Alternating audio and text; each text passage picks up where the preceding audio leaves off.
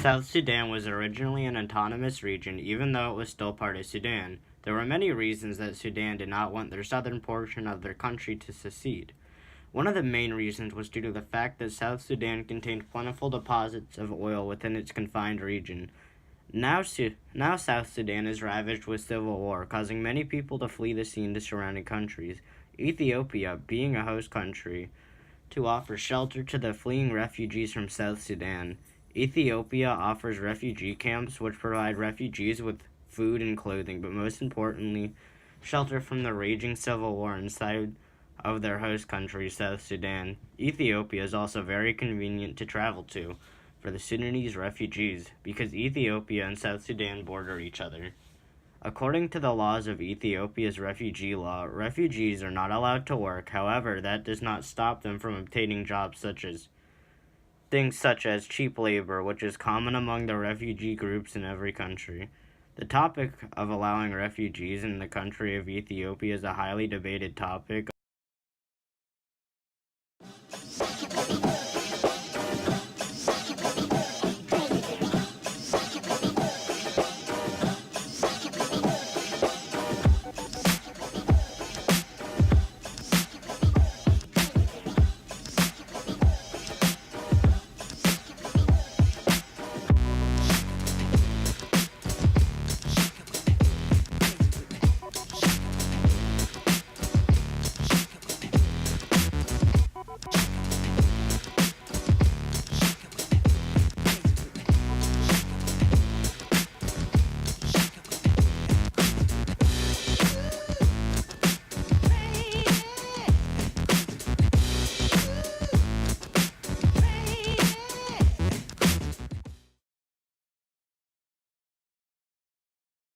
Ethiopia should allow immigrants. Think of the moral reasons. We can't leave a little Sandy by himself in the middle of South Sudanese fighting.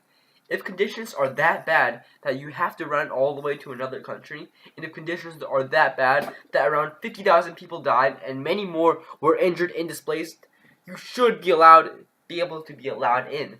Let's take a look on what would have happened if Sandy wasn't allowed to immigrate into Ethiopia. You see? Ethiopia lies very close to South Sudan. What if the conflict spreads? And if the conflict spreads, should Ethiopia gather information on the conflict before Ethiopia fights South Sudan? The refugees are a great resource on what actually happens in South Sudan, and they can provide valuable information about the military. In addition, if Ethiopia accepts refugees, then Ethiopia will be able to take away resources and military from South Sudan. In addition, as shown, some military groups of South Sudan forcibly take child soldiers. Lastly, refugees do not impact Ethiopia's economy by much. Ethiopia's population is a large 102.4 million people, while the amount of refugees in Ethiopia from South Sudan is just about 400,000. Around 0.4% of the people in Ethiopia are refugees. That's a very small amount, only 0.4%. In addition, under Ethiopian laws, they can't take jobs, which also means there's no competition for jobs. From the refugees, at least. To pay for the refugees, Ethiopia needs around $300 million. However, Ethiopia doesn't need to pay for the refugees by itself. Other countries can help pay for Ethiopia's expenses. Compared to the money that other countries make, $300 million is close to nothing. Finally, Ethiopia barely has any terrorism from South Sudanese refugees. In total, the amount of terroristic acts in Ethiopia in the 1990s were about 7, which is quite low for the population of 100 million. Ethiopia, for the sake of the war-stricken South Sudanese and for protection in case the conflict spreads, please allow immigrants.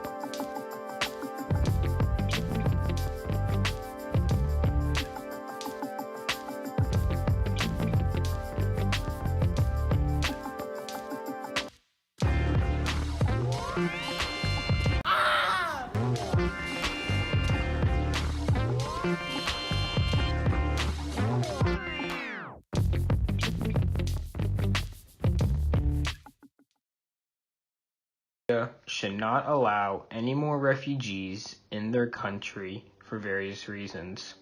Some examples would be that the refugees would be an economic burden on Ethiopia. The Ethiopian government would be responsible for providing for all the needs of the refugees, such as drinking water, food, education, healthcare, and sanitation. This would be taxing on their economy because there are about 665,000 refugees in Ethiopia alone.